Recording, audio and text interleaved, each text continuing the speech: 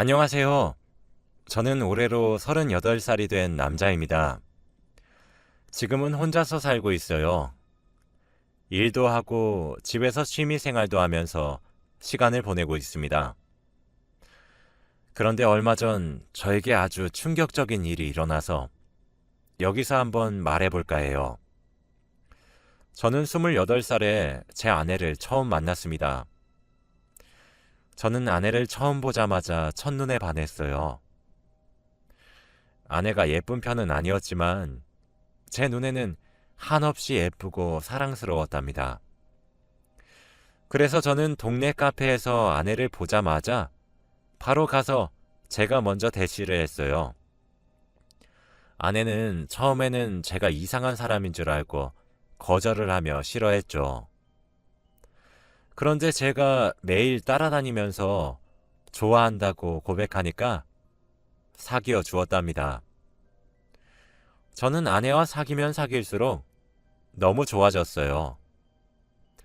남들은 오래 사귀면 권태기가 온다고 하는데 3년 동안 사귀었지만 전혀 권태기가 오지 않았죠. 그때 저도 나이가 이제 30살이 넘어가고 집안에서는 결혼을 부추겨서 그녀에게 프로포즈를 했죠.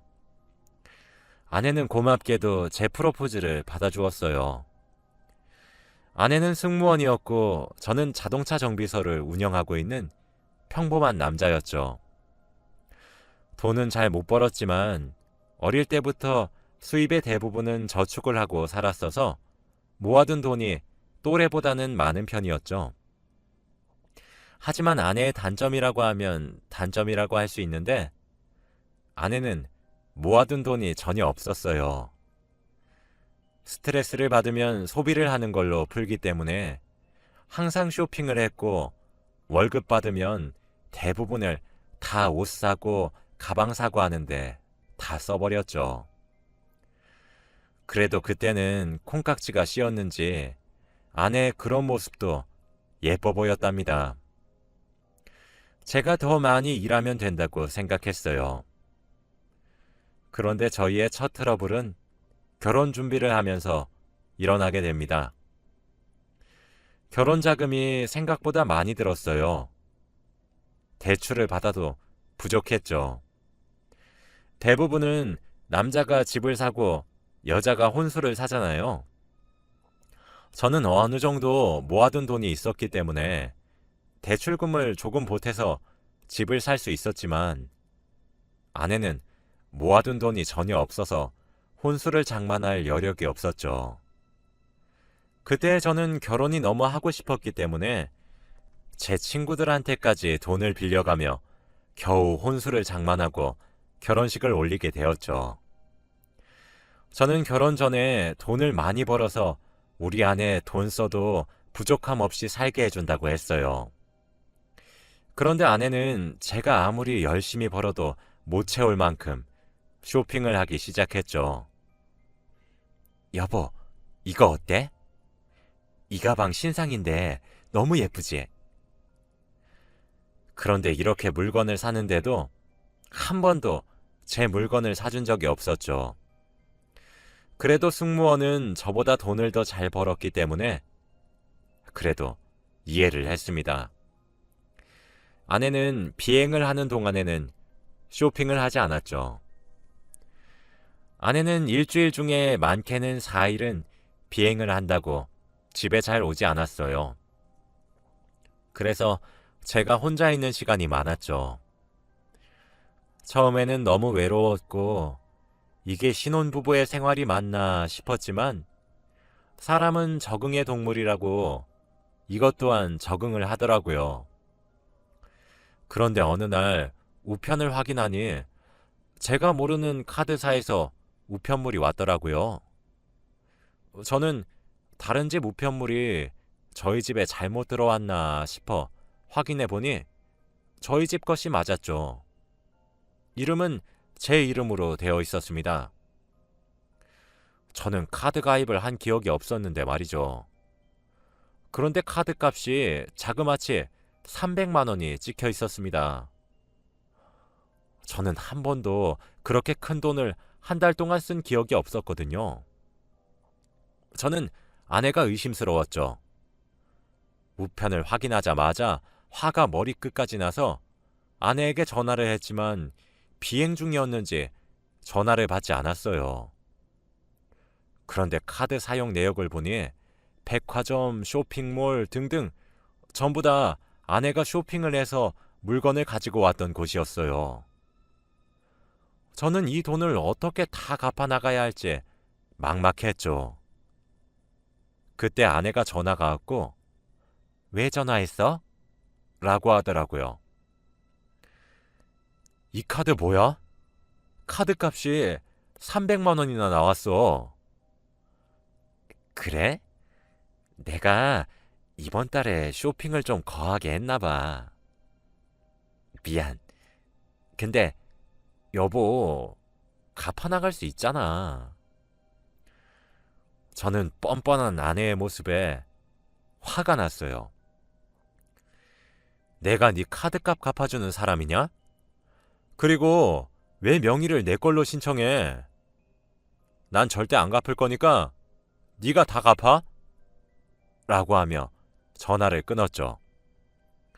저는 정말로 카드값을 갚아줄 생각이 전혀 없었답니다. 이렇게 힘들게 돈을 벌어서 스스로 갚아나가야 나중에 이렇게 과소비하는 습관을 고칠 수 있을 거라고 생각했죠. 그런데 한 달 뒤에 모르는 전화번호로 전화가 오는 겁니다. 이민수 고객님 맞죠? 지난달 카드값을 아직 지불하지 않으셔서 연락드렸어요. 라고 했죠. 결국 아내는 300만 원 중 하나도 내지 않았어요. 저는 그때 카드값을 제가 내지 않으면 신용불량자가 될 것 같아서 어쩔 수 없이 오래 들여놨던 적금을 깨서 지불했답니다. 그날 밤 아내가 집에 오자마자 여보, 내가 카드값 내라고 했잖아. 왜 안 냈어? 라고 물었어요. 내가 300만 원이 당장 어디 있어? 그래서 어떻게 됐는데? 여보한테 연락 왔어? 그래서 어쩔 수 없이 나 어릴 때부터 드렸던 적금을 깨서 냈다. 봐, 결국에는 이렇게 방법이 다 있었으면서 호들갑은. 그럼 된 거지? 저는 저한테 고맙다는 말 한마디도 없는 아내가 너무 미웠습니다. 저는 돈을 벌기 위해 잠을 4시간만 자고 하루 종일 일을 했어요. 몸도 너무 힘들고 지쳤죠. 그런데 제가 그렇게 옆에서 힘들게 돈을 벌고 있는 모습을 보면서도 아내의 쇼핑 중독은 멈추지 않았답니다. 여보, 이거 둘 중에 뭐 살까? 돈이 어디서 나서 자꾸 산다고 하는 거야. 다 방법이 있으니까 그런 거 물어보지 말고. 또 내 명의로 카드 만들고 사려고? 왜 내 걸로 만드는 거야? 네 걸로 만들어. 나는 진작에 했지. 근데 이제 나 신용불량자 돼서 카드를 안 만들어주더라. 저는 그날 처음 알았어요. 아내가 신용불량자라니. 월급은 정해져 있는데 아내의 씀씀이는 날이 갈수록 커져갔습니다. 이러다가는 저도 정말 죽을 것 같더라고요. 그래서 아내 몰래 아내의 월급이 들어오는 계좌를 제 계좌로 바꾸고 아내가 돈을 쓸 수 없게 했습니다. 아내한테 예전에 주었던 카드도 신용카드에서 체크카드로 바꾸어 한정된 돈만 쓰게 했죠. 카드를 건네주면서 여보, 앞으로 이 카드 쓰면 돼. 라고 말했어요. 이게 뭐야? 이거 체크카드 아니야? 이제 내가 용돈을 줄 테니까 그 안에서 사고 싶은 건 다 사. 그리고 사고 싶은 게 있으면 돈을 차곡차곡 모으고 당신 미쳤어? 내가 용돈을 받으면서 어떻게 살아? 당신 결혼하기 전에 나한테 뭐라고 했어? 자기가 돈 많이 벌어서 나 부족함 없이 살게 해준다고 했잖아. 지금 그 말 다 거짓말이야? 나 그럼 사기 결혼 당한 거니? 난 그때까지 당신이 이렇게 돈을 많이 쓰고 다니는 여자인 줄 모르고 한 말이야. 한동안은 이렇게 용돈 줄 테니까 조금 나아지면 신용카드 줄게. 아내는 나중에 카드를 돌려준다고 하니 다시 조용해졌죠. 그런데 그날부터 집안에 있는 물건들이 하나씩 없어지는 겁니다.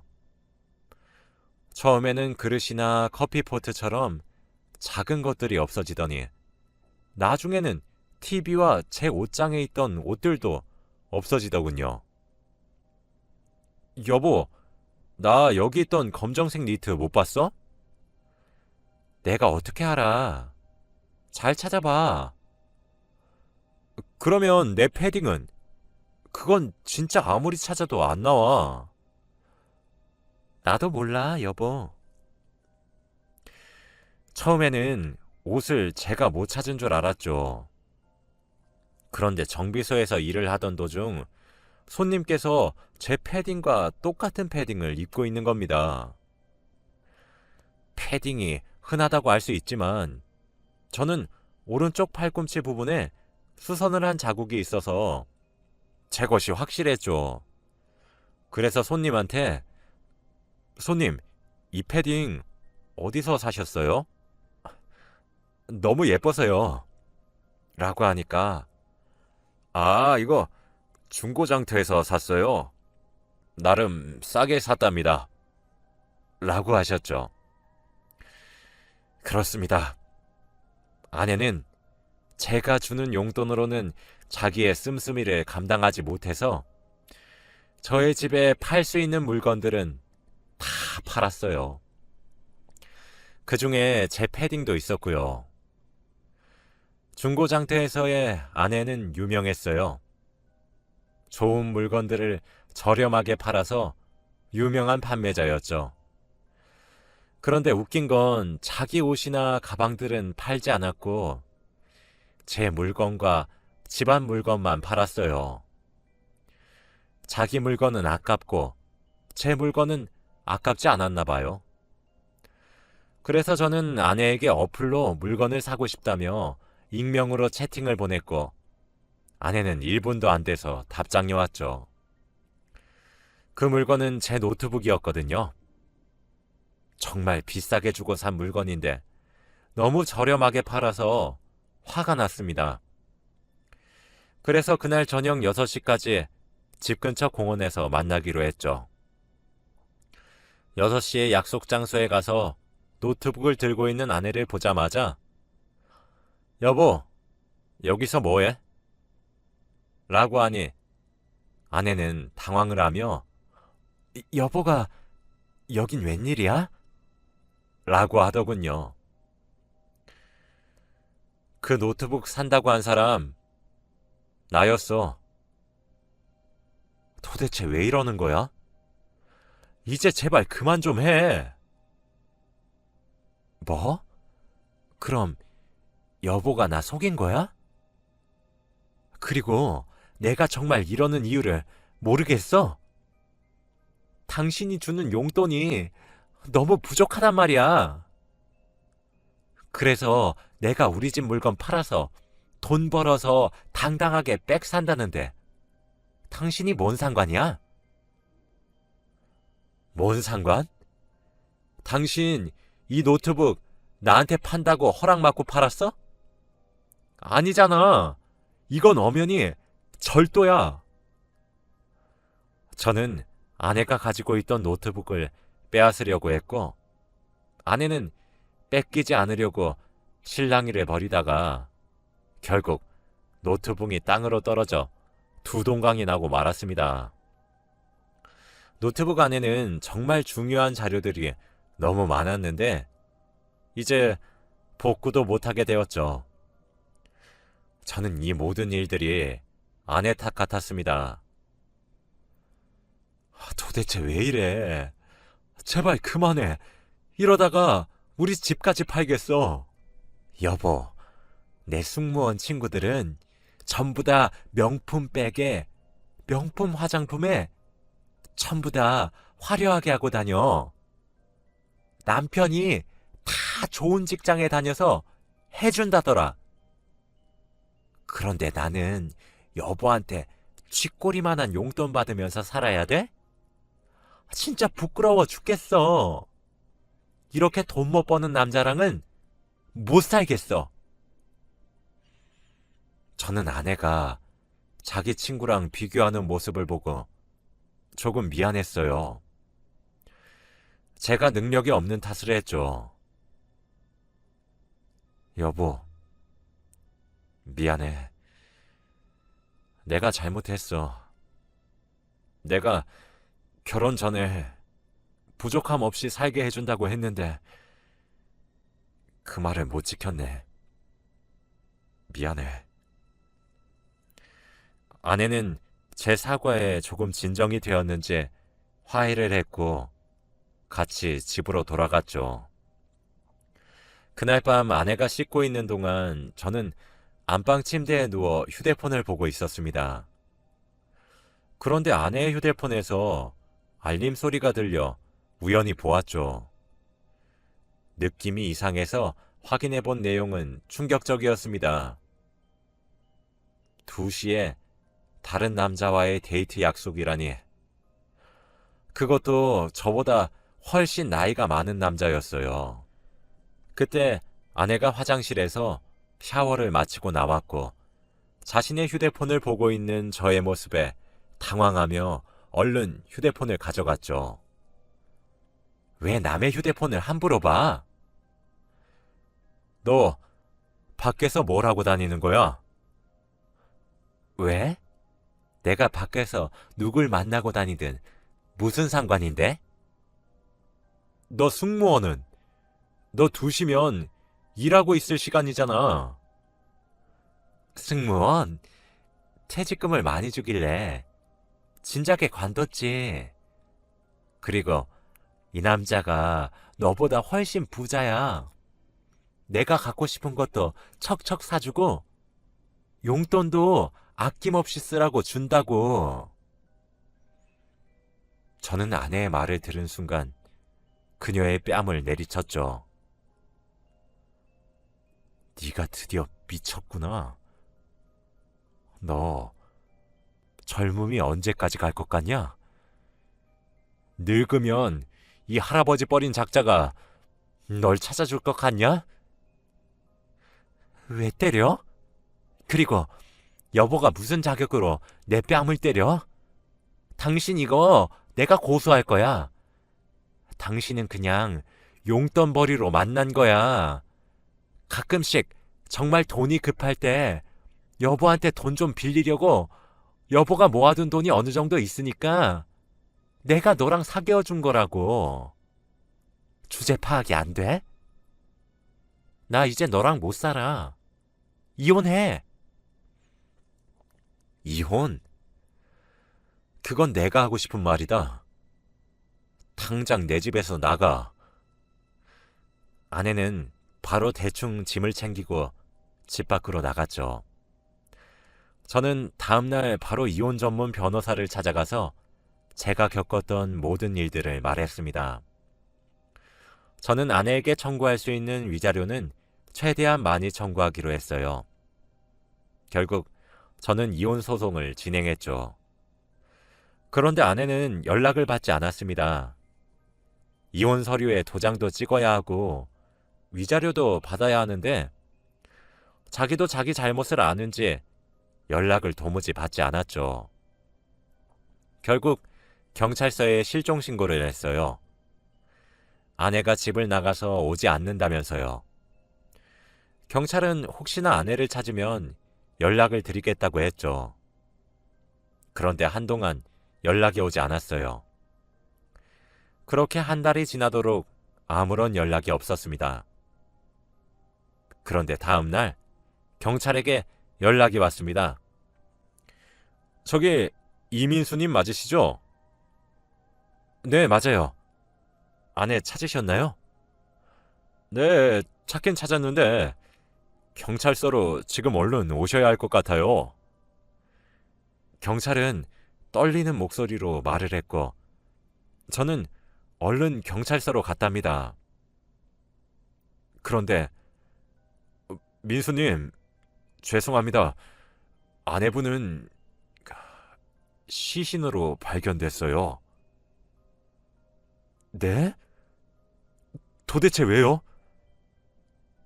경찰의 말을 들어보니 아내는 그 남자를 만나면서도 돈이 부족했는지 사채까지 썼다고 해요.